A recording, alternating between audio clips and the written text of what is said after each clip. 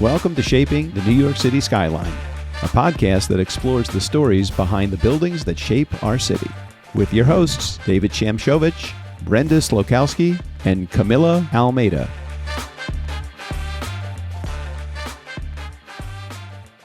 Hey guys, welcome back. We are back. How's everybody doing? We're doing great. How about? Hope you're. I'm really busy, guys. UAP is kicking my butt.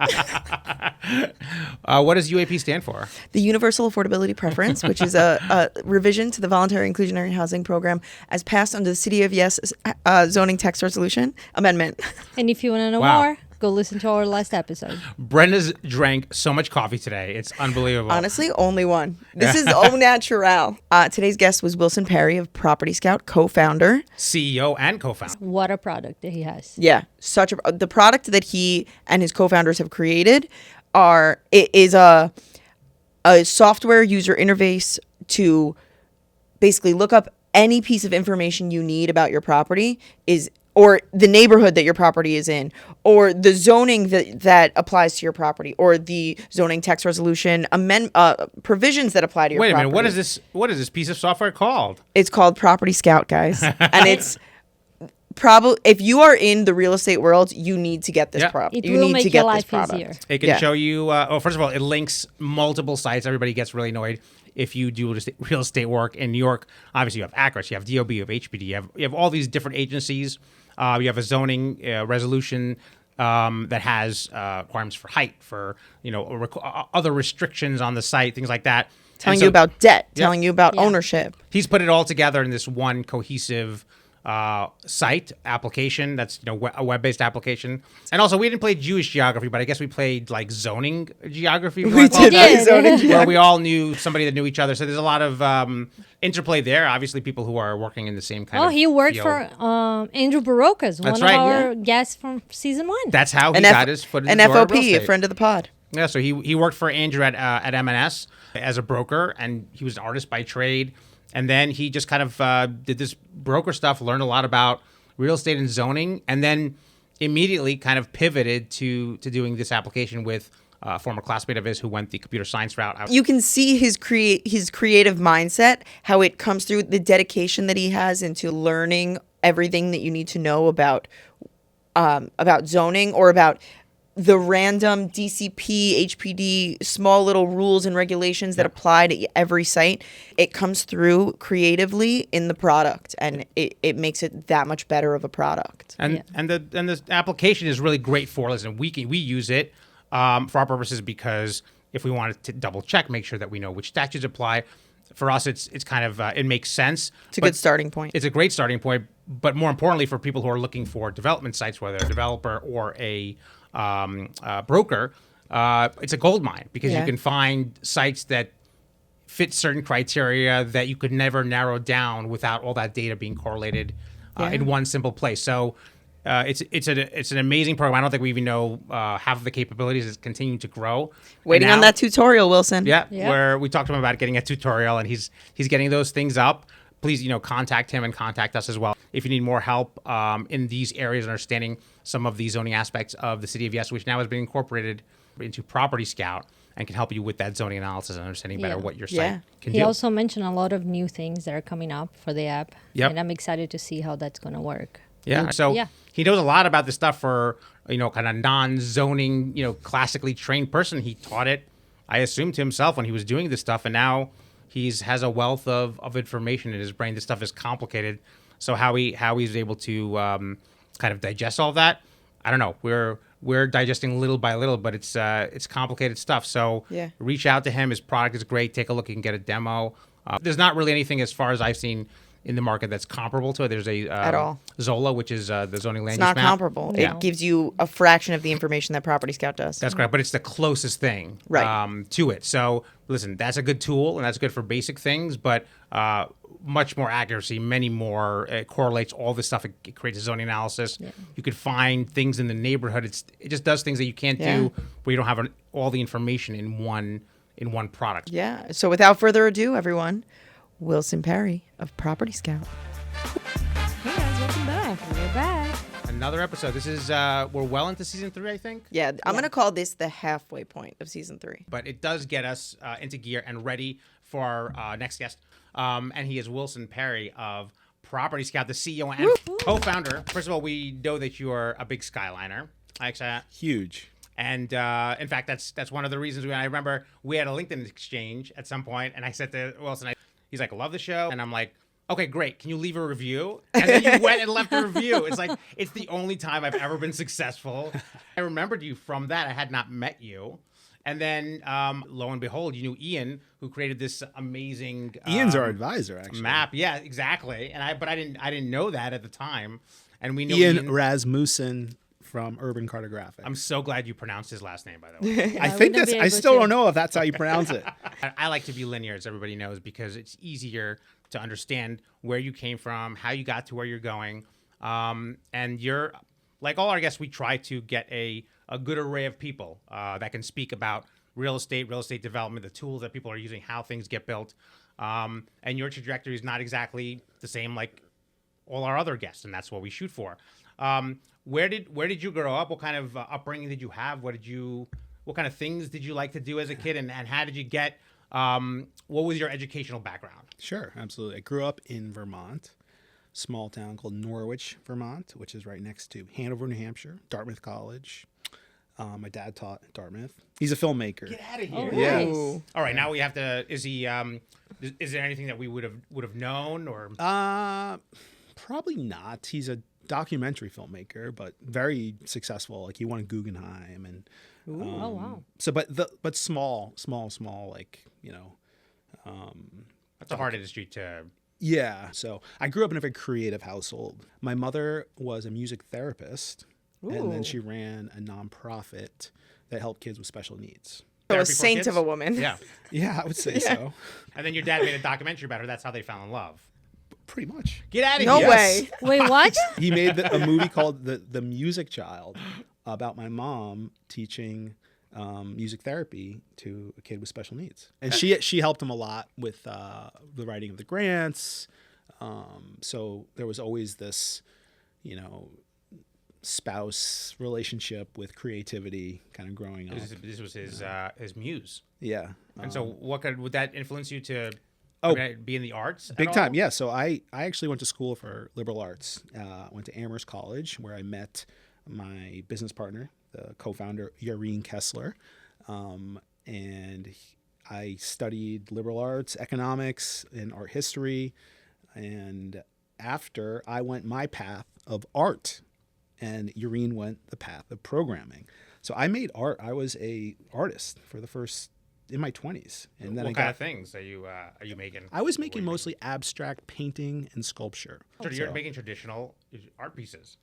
Yeah, I guess. Sculpting and painting, I think, is traditional. I mean, I was painting on plexiglass and cutting it up, Oh, like that's where you could really like cool. walk through Oh, it. that's and, very like, cool. Like, Oh, so not traditional. no, like definitely not installation. traditional. Yeah. So I went back to school for my MFA at Parsons here in the city. And after graduating Parsons, I was like $100,000 in debt. I was like, shit, time to get a make rent job. like You just gotta sell one art piece, and then you're right there. Yeah. And so my father had done like renovation projects, and I was always interested in real estate. So I got my license as a real estate agent and went to work for the firm M&S. Oh, We've heard of You're them. from we know here. M&S. Yeah, We're they're very also- familiar. Andrew Valentine. Barocas. Yeah. That was my boss. He's awesome. That's so good. That's Full circle. I can't believe you hadn't mentioned that to us earlier. That, Oh, really? that We you- actually No, had I like Andrew that we here found the out on the podcast. podcast. Andrew was on the For more podcast? Yeah, authentic- it was Wow, the way end of back when. season 1. Yeah, he's a nice guy. So what made you want to get a license? Was it just, hey, this art thing is not exactly paying the bucks. I'll do some of this real estate stuff. Exactly. Yeah. Weekends That It's like I got to make rent somehow. Yeah, exactly. And I still live in Williamsburg. I used to live in an old loft, and I had my studio there, and I would just walk like 100 feet to my job, and then I was doing well. I got promoted, and then Andrew asked me to manage the managing director of the office, and I was like, I know nothing about any of this.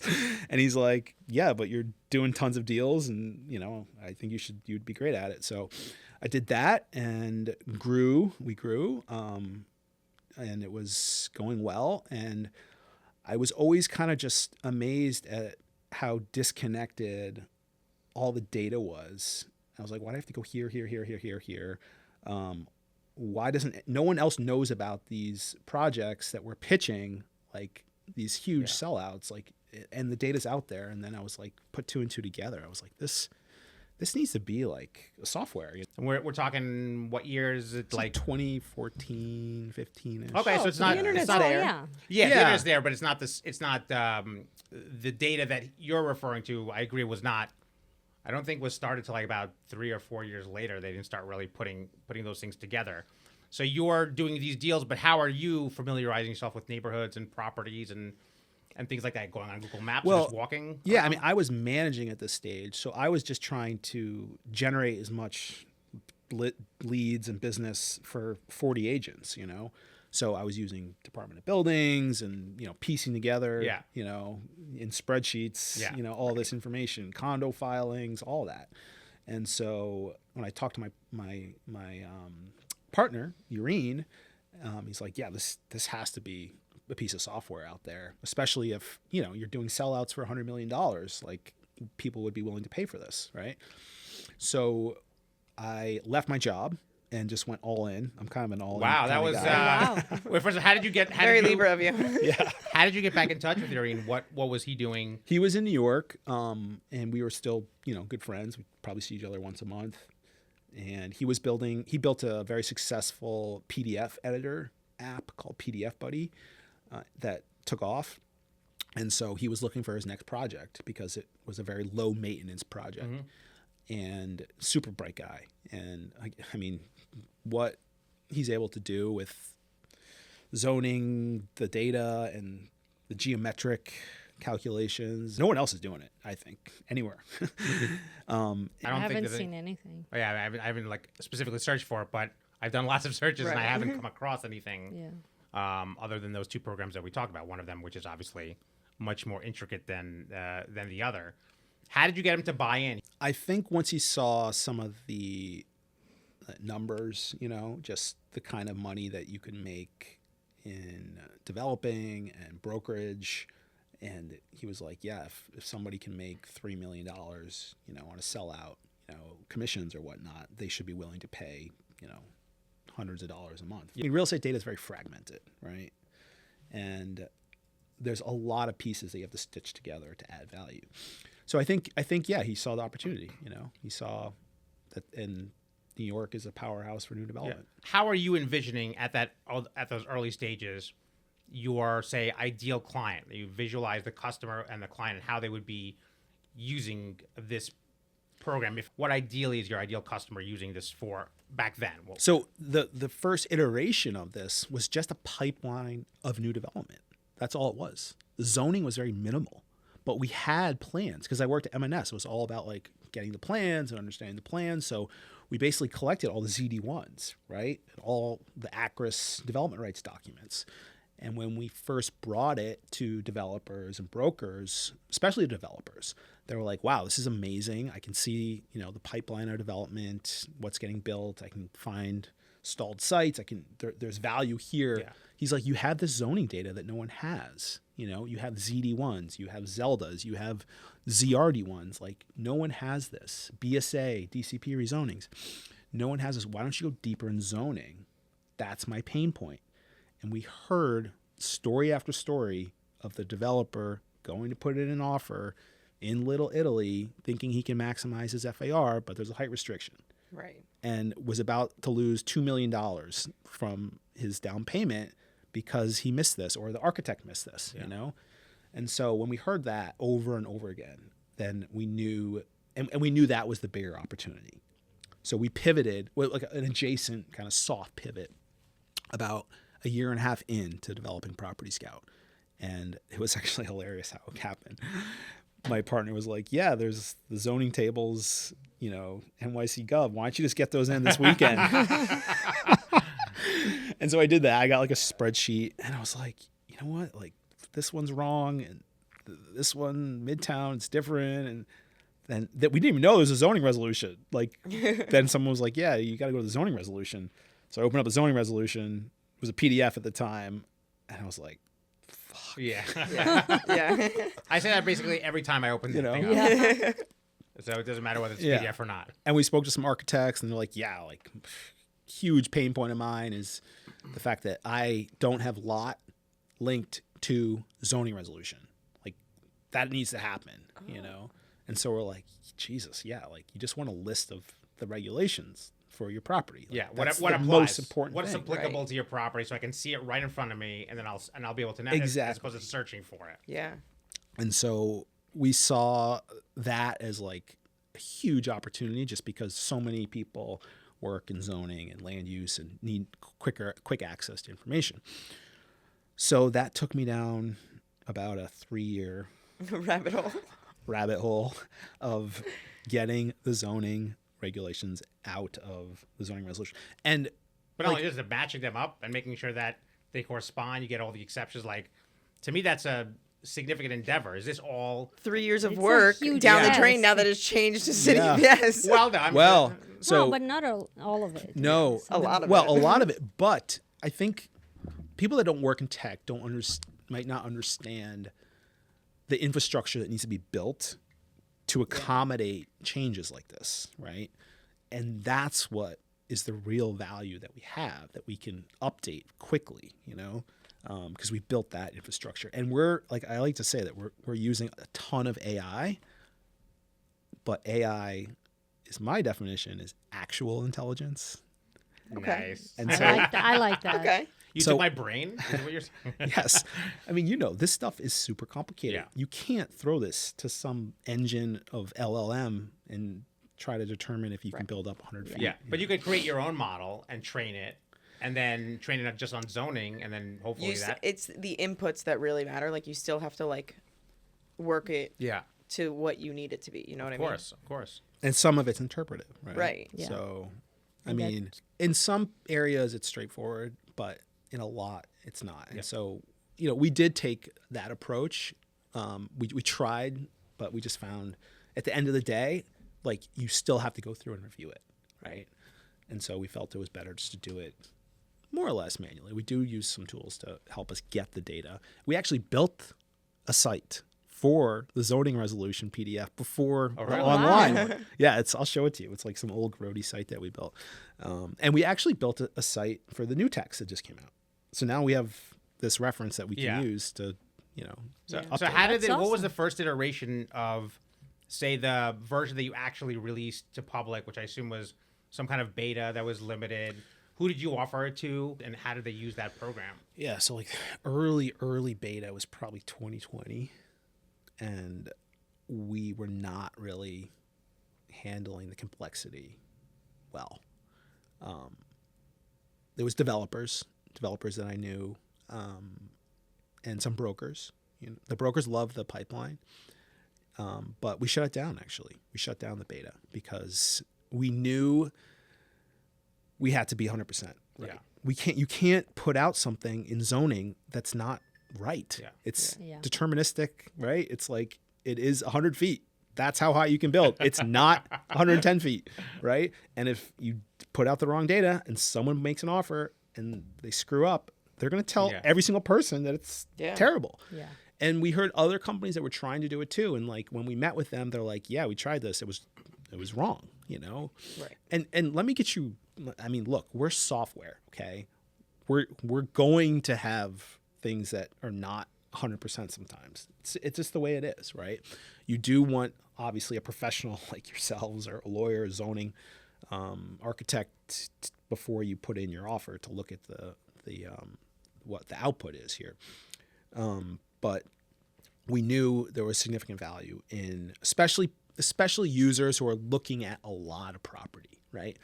The broker is doing 20 million or 10 million in sales a year. That's not our customer. We're going after the top brokers and developers in the city, you know, or the developers that are looking at a lot of sites, right? Yeah. Just so our audience understands, if you do one block and lot search or address search, you're getting all these tabs that link you to Acris, DOB, DHCR, I think it's That gives you a small HPD. zoning analysis. Yeah. It gives you all the statutes, all the And it provisions that actually work. breaks down law documents and acts. Yeah. it shows you any Ownership, debt on the property. that is amazing. Yeah. Air rights. Yeah. Their rights, regulatory So agreements. it's extremely valuable because not only does it do the actual intelligence that you're talking about, which is like that analysis, but it also correlates everything and makes it easy, and you don't have to have a million tabs open. In not only that, but you can look at what's going on in the neighborhood, what other people are doing, and that's a search that I was able to find accurate. So I wanted to find an example of, an agreement that was done in a particular area. I was able to easily locate that using PropertyScout. So it's obviously a tremendous value add. How did you come up with the name? I think finding sites, like we just knew with the data we had to be able to pinpoint. I mean, you can do searches, right? Show me all vacant land in Astoria and Long Island City with no Zelda, air rights intact, underbuilt, no new building filing, or with a stalled build. Like you can literally find the best sites. That could take you days, probably. If you wanted to do something like that, it could take you days. Exactly. For one site. It's the perfect name, Scout. It's scouting the property. And so it is genius. I know you spoke a little bit about the infrastructure that you already had in place to implement the City of Yes changes, but I would love to hear what you guys are doing to change things, if you can disclose this Of at this course. point. Yeah. I want to dive into the City of Yes of it all, So there's a ton of changes. There's a ton of opportunity. I'm always been a contrarian, so I'm sorry the developers out there who think that this, it's not as good as you thought it was going to be. There's so much fucking opportunity. It's like picking money up off the ground. It's like you just got to know a few things, and a lot of our users are brokers. The breakdown is, I would say, 50 broker, 35 developer, and then zoning attorneys and architects and expediters. But that cohort is really growing, because of the record search, to be able to find ZRD1s, to be able to find ULURPs. You can do a full text search, right? Like the architect that we were speaking to a few weeks ago, he's like, I love PropertyScout. I found a ZRD1 that 6 months of due diligence missed, that involved lawyers, that involved not us, though. Other architects. Yeah. And this architect found the ZRD1 that allowed them to build 20,000 square feet more. Right? I mean, what's land go for in Manhattan? $400 a square foot. I mean, he added millions of dollars from that one document. He's like, the value proposition is so clear to me. So I think it's but that type of person, they're operating at a very high level. Right. So that's why I say this is not for, someone who's doing a deal a year, kind of thing. Yeah. It's for somebody who's doing volume, because if not, then it's like you're not getting the value. But if you're doing over and over again, looking for land, looking for information that takes you forever to do, this is the program that does it. Or if you want to be that, that's what I say. If you're not doing enough deals, then you don't have the right tools. Yeah. Wow. How did you support yourself throughout this entire time? I starved. Like an artist. Yes. I lived below the poverty line for probably 6 years. And my wife barely stayed with me. It looks like you're on your way up, because the program, I mean, listen, I don't know what stage it is, but you can tell everybody. I'm not sure whether it was a disappointment to you or whether you were excited about the prospect of a zoning change. So super excited. What period of time did you really start focusing on the fact that the zoning resolution was about to change, about to change? Yeah, I mean, right away, a year ago. So we've been slowly integrating pieces of it in the past. We got up our City of Yes canvassing search to find qualifying residential sites, those kind of things, 6 months ago. Yeah. Oh, wow. And delivered that to our users, who come screaming to us with their listings or deals that they find. I mean, we're getting so many calls. I'm sure and I know you're definitely getting calls about the City of Yes and about those little things that people don't know about. What can you tell us that are hidden things? We know about what's really the things that are so valuable, but people for some reason, or developers, architects, they're not focusing on it. Height bonus. That was what came to my mind. Height and setback for eligible sites, 23-434. Nice. And Write that down. I am writing that down. Because I know the 2322 is for your FARs. Yeah. But 23434 is now going to be my go-to. Yes. So you need a height bonus in order to build the higher FARs. No. Well, not necessarily. Vice versa. You need the higher FARs to build the height bonus. So sometimes you do. More importantly, you turn your site into a condo site with the height. Yeah. Because you have views. Yeah. Like, think about it. All these sites in R6 that were, 70 feet high, they can go to 125 feet with the height bonus. You now have views of the park. You have views of the water. You're saying that the baked into the statute are these increased heights that weren't available previously under the old Correct. zoning. That's what you're saying. Yeah. Correct. And it's for zoning lot, right? So I was just in a meeting with, a brokerage, sells development sites, telling them about the height bonus. They were just like floored. They're like, this is amazing. I was like, this is the first thing you guys should do. You could have a 5,000 square foot lot. Yeah. Yeah. If you become a zoning lot, that's 20,000 square feet, which means essentially purchasing the development rights of a church or something next to you, you become a 20,000 square foot zoning lot. You can use those height bonus. So it's a minimum. There is a lot coverage too, provision that I can't recite off the top of my head, but it's also available for irregular sites, interior lots less than 85 feet, greater than 115 feet in depth. If the corner is sharp, that's how I like to say it. Yeah. Best way to think about it, Sharp rather front. than like what they say in the zoning resolution. But I think it's like 75 degrees or maybe 15 degrees extra. That's available. Primary, what do they call it? Primary transportation infrastructure. So an elevated rail or arterial highway, which is in the zoning resolution, which we will probably have in PropertyScout end of the month. Those are also available for that height bonus. So if you're a small lot or you're a really long lot, you can now get to 125 feet. You don't need the 20,000 square feet. You can be a 25 by 100 foot lot. Now you're a condo site. I'm getting a lot of questions about the height these days. We're getting a lot of You know? Yeah, we're like, getting a lot what's the minimum UAP provision that you need in order to meet that height bonus? That's to be able another to use thing. it? People don't Like, understand the UAP stuff They don't. yet. Yeah. Like, you can go to your higher UAP by putting in just one unit. One unit. Yeah. I mean, that's what the statute Right? says. Let's see what HPD says. Right. Yeah. So When they release their rules. We know very well that that could change, which is why we That did might not be put it in our The last blink of episode. an eye. right, the HPD has a lot of power. Yeah, right? that It might be seems like. guidelines in Yeah. HPD how they implement the program, but by the language of the zoning resolution, TBD. Yeah.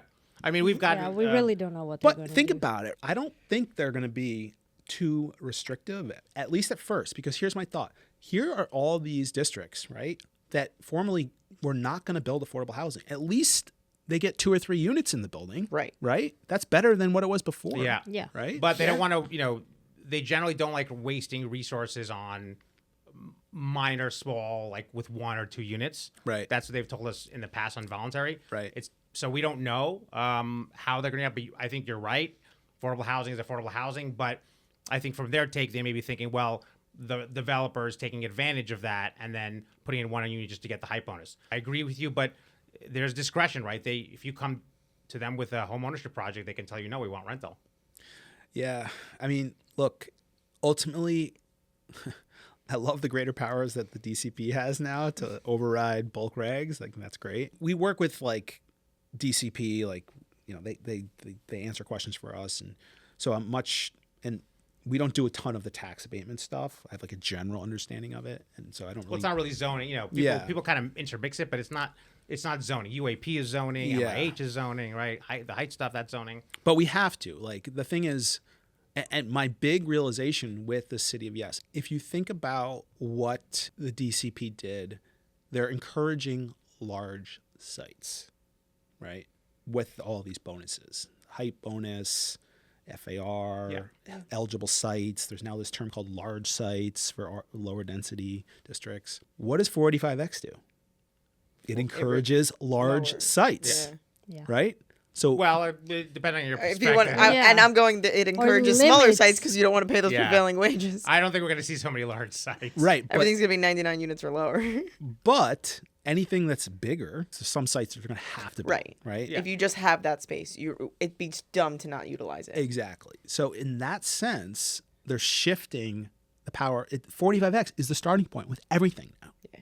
Everything. Yep. It has to be. And then you the project's not backtrack in. financially feasible if it's not. At all.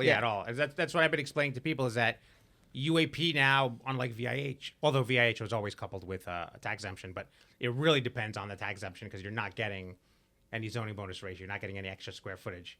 You could just use it for affordable housing. In other words, they specifically tailored it to utilize 485X units to give you extra floor area to house those units. And same thing with the conversions, right? 467M works with UAP similarly. So you're right. It goes with the tax exemption, and then it backs into. But 467M, you can sell the certs, right? In 467M. Yeah, you get your 467M tax abatement, right? And then you Listen, sell. This is not my area. If you know that they could sell certs under 467M, I think you can. You qualify for I think you UAP. can, you can't qualify for UAP because Why can't you sell the certs? It's baked into the statute because they don't allow you to sell. As far as I know, they're not going to generate any certificates for offsite sale. The offsite sales are just limited to the things that have been grandfathered in. Yeah, the VIH certificates that have been That's grandfathered in. UAP is not going to have any additional certificates. It's only for a period of time. Till they extend it. The period they took the period out. Oh, they did take It's not the period grandfathered. out. It's 100%. So the certs that will exist in existence under voluntary inclusionary housing, to the extent that you're in a former VIH area, i.e. a former IHDA or R10 equivalent, and you're still a UAP development. You get the bump up, and then you don't have to provide affordable housing. That's what a lot of developers are looking for. That's perfect for condo, right? Because then you may not get 45X, depending on what area you're in, more than likely not, because of the average per square foot price, which I think is $89 a square foot. Yeah, how's that work? I was going to ask you. It's well, I mean, you can ask because it's basically it's nearly impossible, and it's very risky because if your assessment comes in at over, But what are they assessing? They're assessing the value of the property after it was built. The affordable units or a blend? No, they're looking because it's all the units. So all the units in your building have to be at an average of $89 dollars per square foot. So if you have a building with 15, 20 condo units, then they assess all those properties, and they determine whether there's an average of $89 square foot based on that assessment. But they don't assess it until after construction. They're not going to know whether or not you've gotten the abatement until it's kind of too late. Right. Next thing you know, they've assessed you, and you're at $90. Yeah. You're screwed. You don't get the abatement. So more or less, the that's a assumption is you're not going to get huge it. screw up. Yeah. No, it's not a script. It's They did it on purpose. intentional. Yeah. They don't want to. Yeah, but there should be encourage. transparency from the get-go to help incentivize you to do, one It's thing similar or to the the other. way the statute worked previously, which is the same thing, but it was as opposed to the average of square footage, it was the average of I think $65,000 per unit or something like that, assessed value. So they had a total average versus the $89. Yeah. So it's a little bit easier, but you're not going to get there, right? Where are you going to find an average of $89? The thing is square with foot? assessed value, which I'm sure you guys are aware of, it's like a complicated, equation. It's the assessed value for some condos. I was looking at it. Sometimes it's like 140, 130. It's actually not as high as because even it says close value. to Exactly, the because $2,000 a foot. It's not market rate, but you're still not going to get $89 a foot. There are methods and corners that you can shave off to make sure you reach the assessment, but you're not guaranteed. So relying on it is difficult, and particularly if you're getting a loan, you got to make a lot of representations, you got to make a lot of covenants, and it's going to be problematic for the lender if you're not able to get the exemption because they're banking on the fact that you're getting the exemption. That's what allows you to underwrite the thing.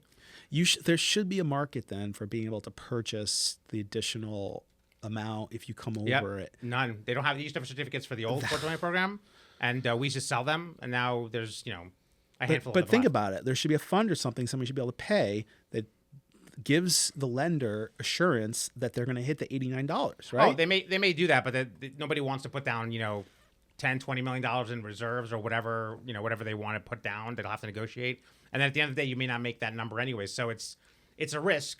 You want to make. The assumption is anybody's out there who thinks they're going to get an exemption for condos in New York City.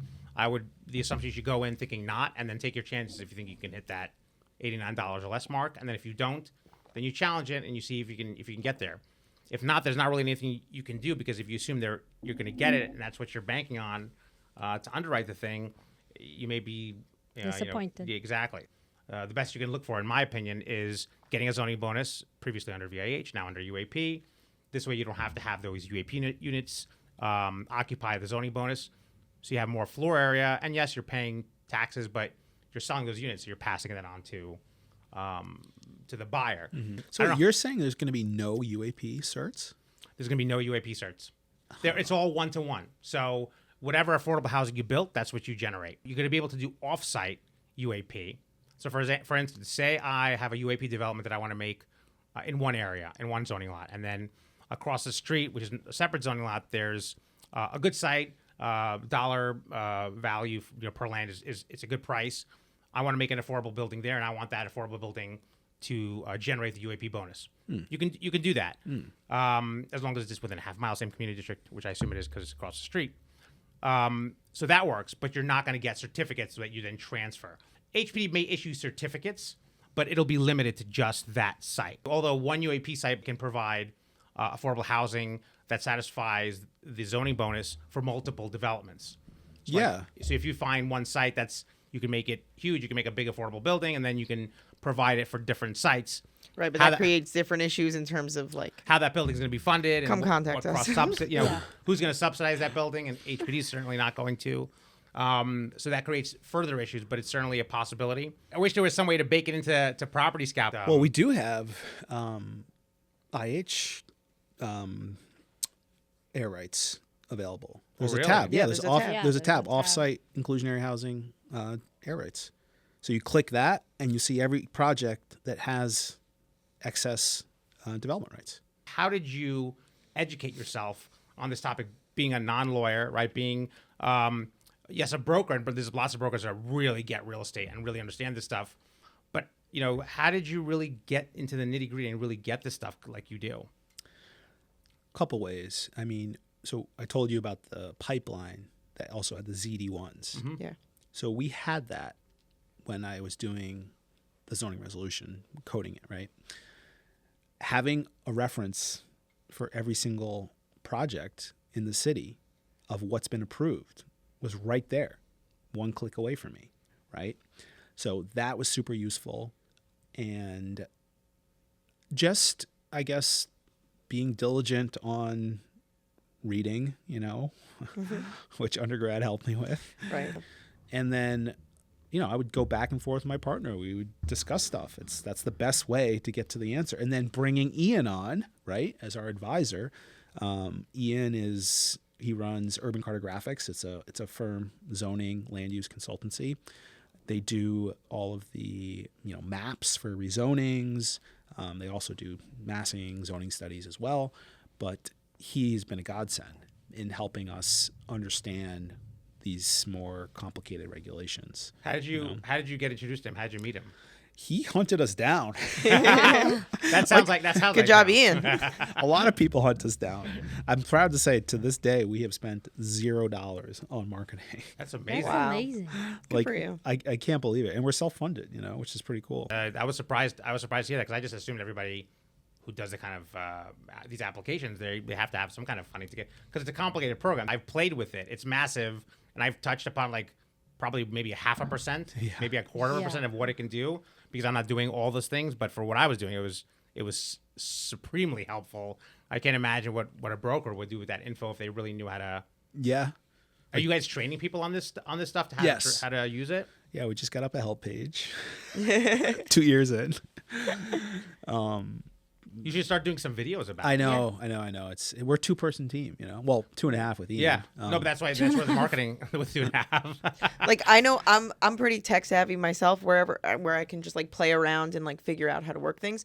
But what I would kill for a tutorial on every feature that you guys have. Okay, we'll do it. That would be amazing. I have 5 Loom videos, Yeah. They're rough. I'd love a link. Dogs barking in the background and stuff. Oh, my dog will be barking while I listen. It's fine. With our enterprise clients, the ones who, have more than 5 seats, 5 licenses, I was just in a, presentation with one of them. Development site advisors. They're awesome right down the street. We do trainings.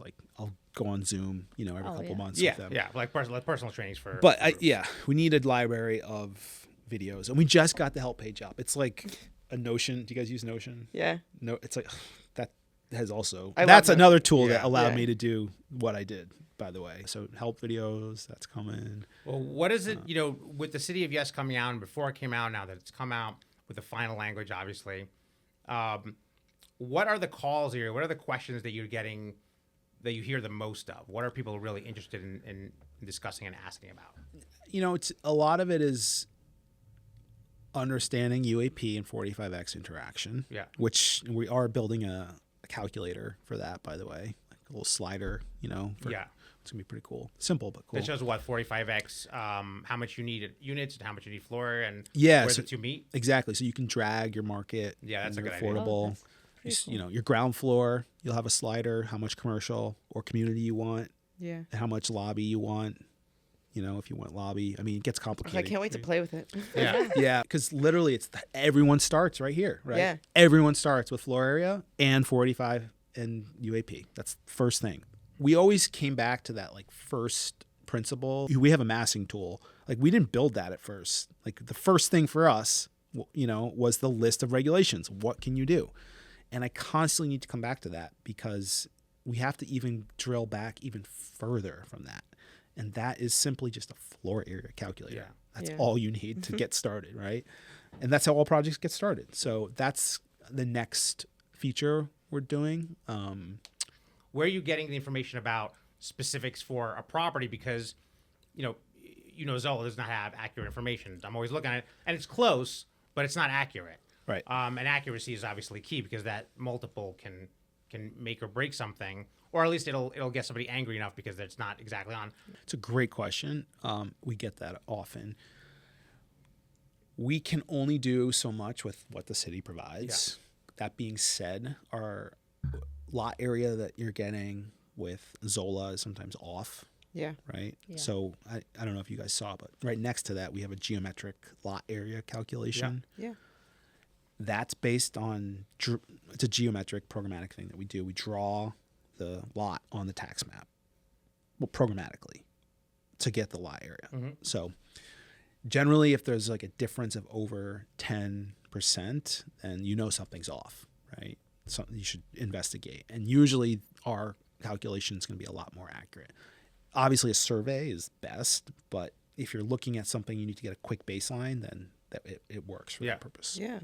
Obviously, this program is going to evolve over time, and it's probably the hottest it's ever been. I would assume you must be getting approached by lots of people. Oh my God! Given the revamp, right? 300% increase we're seeing right now in.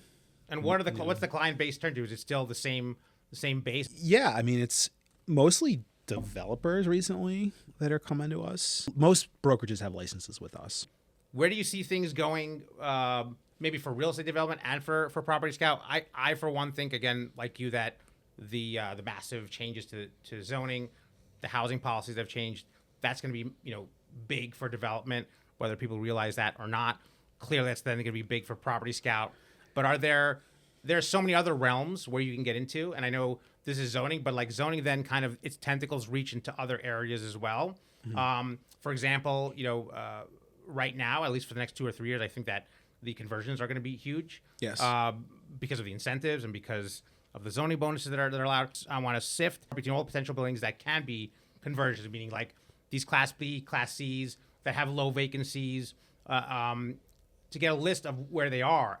Because I bet you there are people that are specifically looking for that, given how quickly those units can come online. Funny you ask. We're cooking up a pretty good vacancy algo. Really? Yeah. Oh, That's wow. Is that in general, Love a or is good it algo. just for this? What's that? I said I love a good algo. You're speaking my language. As somebody who abbreviates words who never need to be abbreviated, I love it.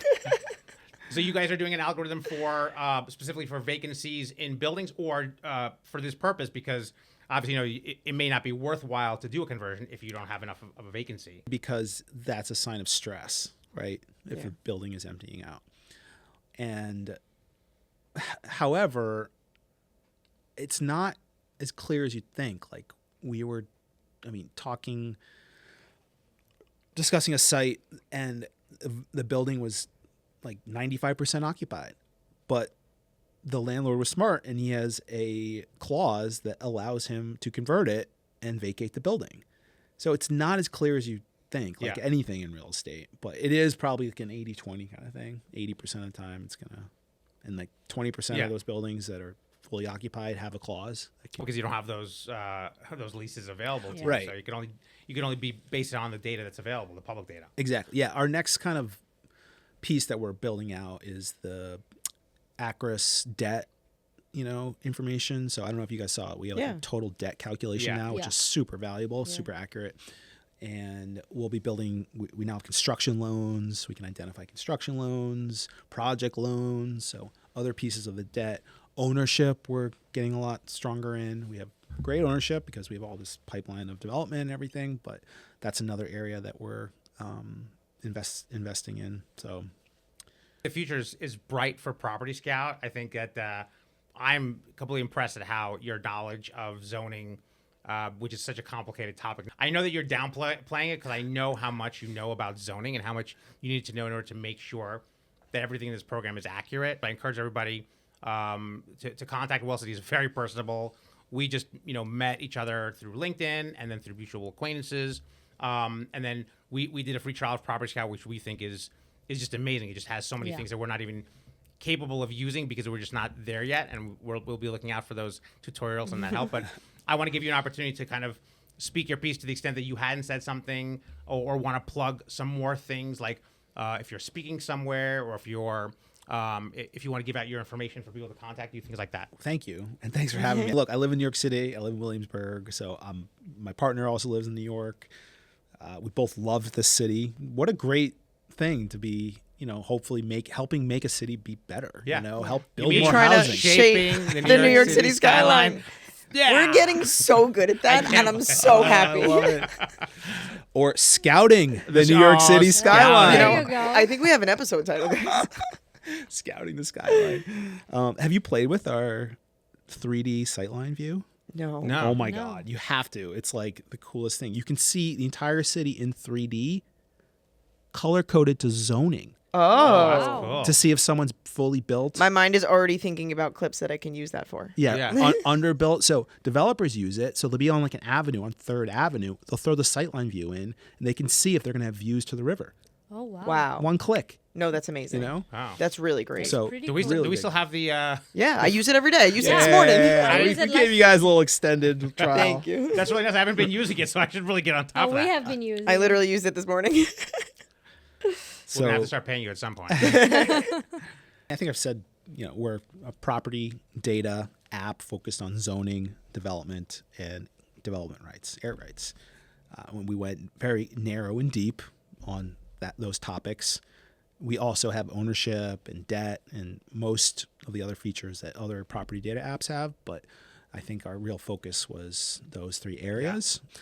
So most people come to it kind of the way you guys are. You have a site, you look it up. The real value we have is in this proprietary data set to identify sites. Yeah. That is It's a neighborhood huge view. value add. If you want to find that, that diamond in the rough, I mean, this is basically your key to finding that diamond, right? Because behind that diamond is this a real diamond? Is this glass? How big can this diamond be? How much is it worth? That's the information that you get here. And everyone has strategies, like everyone has their own strategies. So we have a Columbia University. They have an account with us now for their students. Not surprised. amazing. It's amazing. Yeah. So these students now are getting this like huge curve in learning for zoning, for finding sites. Like it's so valuable. Yeah. If you can Yeah. find sites, you got a job anywhere in New York City development, right? Yeah. Yeah. Anywhere. Plus, you can learn a lot. I mean, just by if you have a site, you type it in, and you just read the stuff, the results that come out, and look at DOB and all the links that you have. Like if you just read, Right. you could just How learn. did Related do that site? Oh, well, Yeah. there's the ULURP, Yeah. there's the BSA, there's the ZRD1. Like, okay, that's how they got the Plaza bonus. That's how it's all right there, one list. Yeah, so I think right? I can imagine how it's key for educational institutions, particularly ones that focus on real estate or development and zoning, things like that. I'm sure that you're going to find different types of classes of people who are utilizing it and different uses for it as well. Well, Wilson, you've been an absolute wonderful guest. We'll actually, why don't you leave everybody your email address? Oh, sorry. Yeah. Wilson. You can find me on LinkedIn, Wilson Parry. Wilson@propertyscout.com is my email. Thank you for making it clear. Like it's an easy email. Yeah, it's You very know? easy. And he's very personable. Reach out to him and you guys can talk shop and then see what this tool can do, which I'm telling you, it's amazing. I can look at one site and I can find things. It would take me an hour sometimes. Convenient. It's super convenient. So Yeah, so that, and then like we just started consulting. So we have this new arm of our business that, you know, a lot of brokerages that need help, you know, looking at sites or anybody. So we pair it up with Ian, who has urban cartographics, and an architect named Charles Alwakil from Redflux, who's amazing. This guy, he's just a genius. And so, so we do some work on consulting on projects, and it's great because we see so many deals and sites and brokers and developers calling us with questions, and now we just have like this massive knowledge of like all these different permutations of zoning and 45X. So that's an exciting new venture for us. Very cool. Yeah. So yeah, I guess that's the future of PropertyScout. Looking to grow the software, and also this like new incipient consulting business. No, man. Looking forward to watching the journey, you know, Same and here. utilizing Excited to it. see what comes next. Yeah. Thank you. Yeah. Well, thanks a lot, Wilson. Thanks for joining us and Thank sharing you your so much information. for Thank you so coming. much. Yeah. Bye. Well, everyone, that's our show. Thanks so much for listening. And of course, don't forget to subscribe. Also, don't forget to leave comments. We would love to hear from you. Yeah, feel free to reach out at info@sideandshine.com or visit our website at sideandshine.com. We really look forward to hearing from you. You can also reach out to Brenda, Camille, and me at bslakowski@sideandshine.com, C. Almeida at sideandshine.com, and D. Shamshovich at sideandshine.com. Those are lengthy last names. You can just find us on our website. That's right.